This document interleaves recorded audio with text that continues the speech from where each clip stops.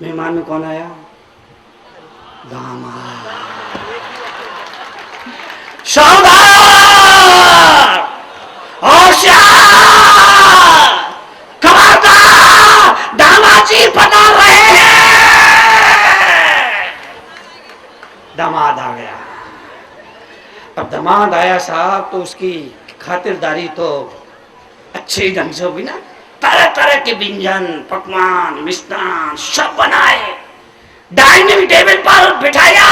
सारे व्यंजन, 36 तरह के व्यंजन दामाद आनंद से खा रहे हैं और सेठ देख रहा है।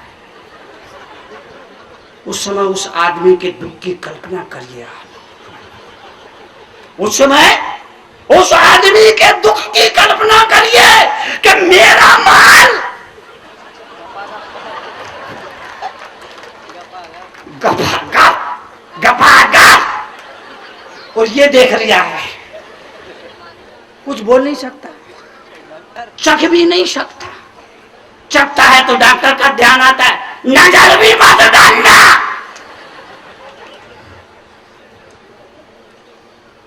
डॉक्टर डॉक्टर नजर भी मत डालना। उस समय उस आदमी के दुख की कल्पना करिए। अमीर की बीमारियां भी अमीर है, क्यों?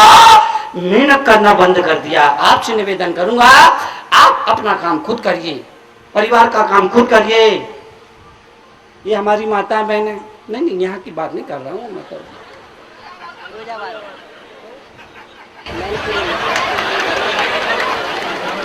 ये हमारी माताएं बहनें। अब नहीं, अभी मुझे 4 दिन और रहना है, आपकी बात तो करनी नहीं है।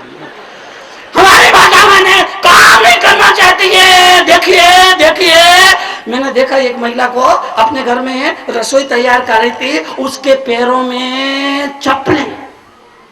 तो मैंने कहा बहन जी, आप परिवार के लिए रसोई तैयार कर रही है, एक तरह से आप पूजा का अर्घ तैयार कर रही है, और आपके पैरों में ये चप्पल। बोले मुनि जी आप चिंता मत करिए, ये शुद्ध चप्पल है। अरे साहब मेरा माथा ठनका, ये शुद्ध चप्पल कब हो गई तरुण सागर, तुमको पता ही नहीं लगा? मैंने उस महिला से कहा भाई ये शुद्ध चप्पल है, समझ में आ गई बात? शाम को तेरा पति आए, उतार के 2 सिर पे लगाना, और नाराज हो तो कहना साहब खाम खा के गुस्सा करती हो, ये तो शुद्ध चप्पल है। अब बैठती नहीं है, सारा काम खड़ा खड़ा। एक जमाना था जब वो सुबह भोजन बनाते थे, भक्तम्बर जी का पाठ होता, मेरी भावना का पाठ होता था, 12 भावना का पाठ होता, भगवान के भजन गाते थे, महावीर स्वामी के, श्री कृष्ण के, इनके भजन गाए जाते थे। भोजन बनता था, वो भोजन अभिमंत्रित हो जाता था। अभिमंत्रित भोजन जब आपका पति करता था, उसकी बुद्धि भी धर्म की दिशा में ही सोचने का काम करती थी, और पूरा परिवार धर्म में हो जाया करता था। उस भोजन का ये प्रभाव होता था। लेकिन कल तक जहां हमारा भोजन बनता था, उसको बोलते थे रसोई। रसोई आजकल रसोई हो गई किचन। किचन, रसोई और किचन में अंतर समझना, जहां किच किच वो किचन, और जहां रस बरसे वो रसोई। जहां रस बरसे वो रसोई, और जहां किच किच हो वो किचन। परिवार में बहुत किचकिच हो रही है, बहुत किचकिच हो रही है, बहुत किचकिच हो रही है। परिवार में बहुत किचकिच हो, इतनी किचकिच हो रही है, पति पत्नी में इतने झगड़े, इतने झगड़े, इतने झगड़े। पति ने गुस्से में आके पत्नी को एक थप्पड़ मारा। बाद में पति को समझ में आया उसने ठीक नहीं किया। पत्नी ने बात को संभालते हुए अपनी पत्नी से कहा, पति ने बात को संभालते हुए अपनी पत्नी से कहा, भगवान बुरा मत मानना, आदमी उसी को थप्पड़ मारता जिससे वो बहुत प्यार करता है। पत्नी ने भैया एक थप्पड़ लगाया और बोली, क्या तुमको लगता है मुझे तुमसे प्यार नहीं है?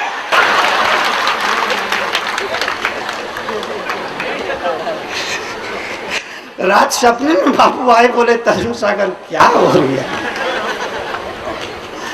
हमारे जीवन में बहुत किचकिच, बहुत किचकिच, बहुत किचकिच है।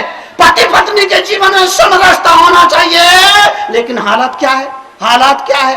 हालात क्या है? हालात क्या है? हालात ये है, पति पत्नी ने आपस में बात की और कहा, पति ने पत्नी से कहा, तू चंद्रमुखी में सूरजमुखी, तू मुझसे दुखी मैं तुझसे दुखी, चलो ये काम करते हैं, दोनों छत से कूद जाते हैं, फिर तू भी सुखी हो मैं भी सुखी। रात सब्जी में बात हुआ है, बुरी करूं साखर, क्या हो रहा है?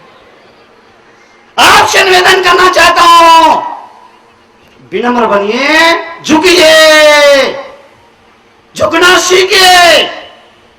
पानी भरते थे तो झुकते थे, आटा पीसते थे, पूरे शरीर की व्यायाम होता था, विनम्रता आती थी, झाड़ू लगाते थे, झुकते थे। लेकिन अब कभी बहुओं को, अपनी सासुओं को प्रणाम करने की नौबत आ जाए, तब देखना कितनी झुकती है, घुटने छूती है, चरण नहीं छुए, घुटने छूती है। अरे चरण की वंदना हम इसलिए करते हैं कि चरणों में जो आचरण है, हम भी उस संपत्ति के हकदार बने, इसलिए चरण वंदना करते हैं। लेकिन जब कोई बहू अपनी सासू के घुटने छूती है तो मुझे लगता है वो बहू कह रही है कि अम्मा जी आपके घुटनों में जो दर्द है,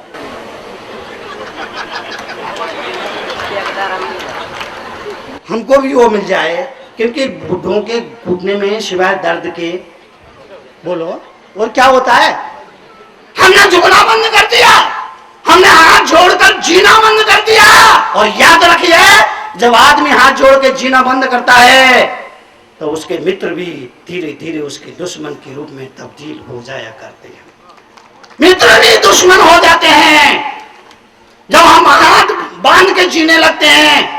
और जब हाथ जोड़कर जीते हैं तो केवल दो हाथ ही नहीं जुड़ते हैं, दो दिल भी जुड़ जाया करते हैं।